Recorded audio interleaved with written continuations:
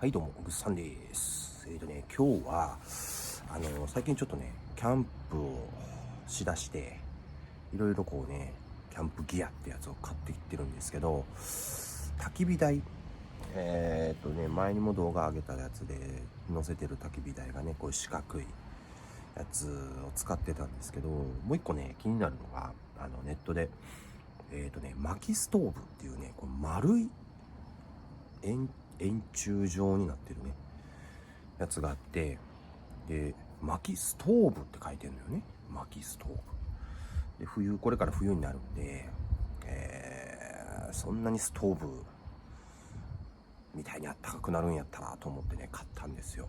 でそれをね今ちょっとね、ちょっと自分家の庭なんですけど、検証じゃないけどね、実際今まで使ってた焚き火台と、ネットで買った薪ストーブ、本当に薪ストーブはあったかいのかストーブなのかっていうのをね、ここでちょっとやってみたいと思います。どうぞ。これがもともと使ってる焚き火台、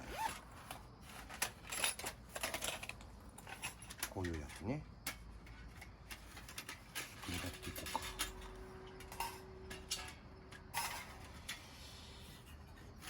こうね、こういう風にかけて、こ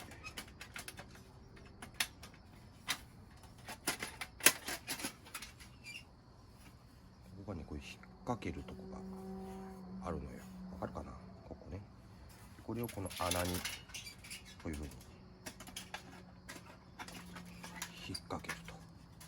で逆側も引っ掛けると。ただね、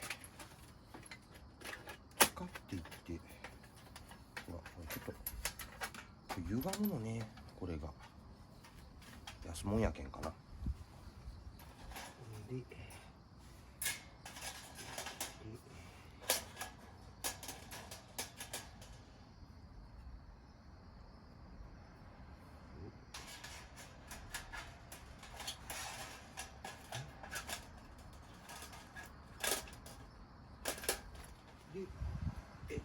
これがね買ったその薪ストーブってやつね。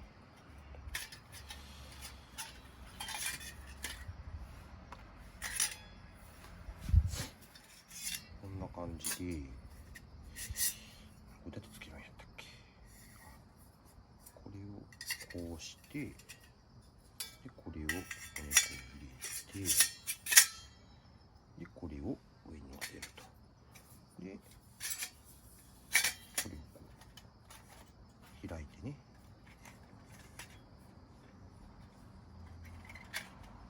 そしてここで調理をするという形になるんかな。ここかな、こんな感じね。中こんな感じで、これを今からこれが本当にストーブの役を果たすのか試してみたいと思います。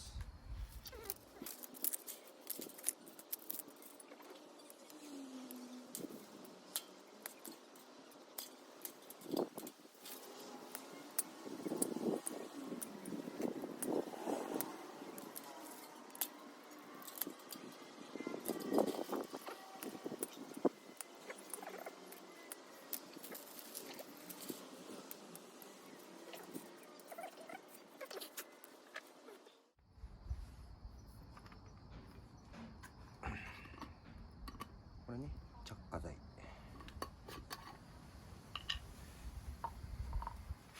いしょ。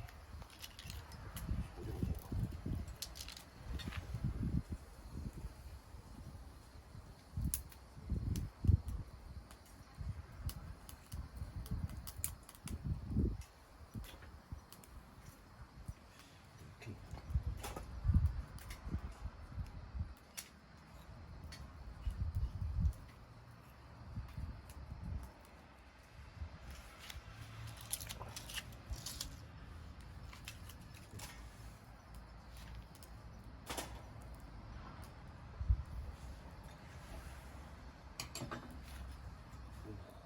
あったけえ。ダブルで炊いたらあったけえね。どっちのあったかいかがわからんねこれ。でもこっちの方があれやね、火力というか、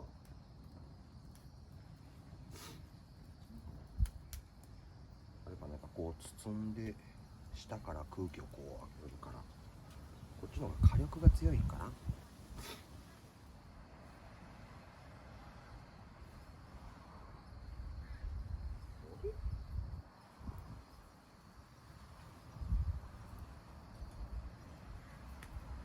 やっぱりここがない分、この辺のあったかさこっちやね。ほら。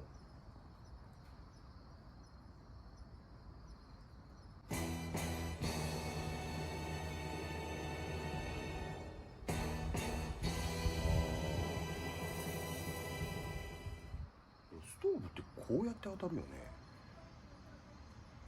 こうよね。どういうことなの？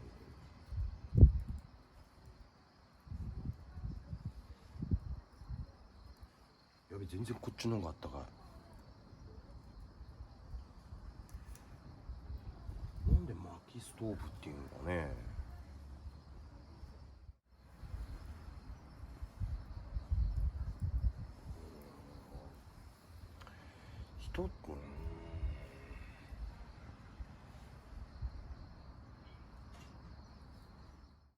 俺がそもそもストーブの意味を間違っとったかな。なんかストーブって冬にね、暖を取るためのものっていうイメージやけど、そのね、家で使ってるストーブの感覚で使うんやったらこっちの方が断然あったかい。こっから来るからね。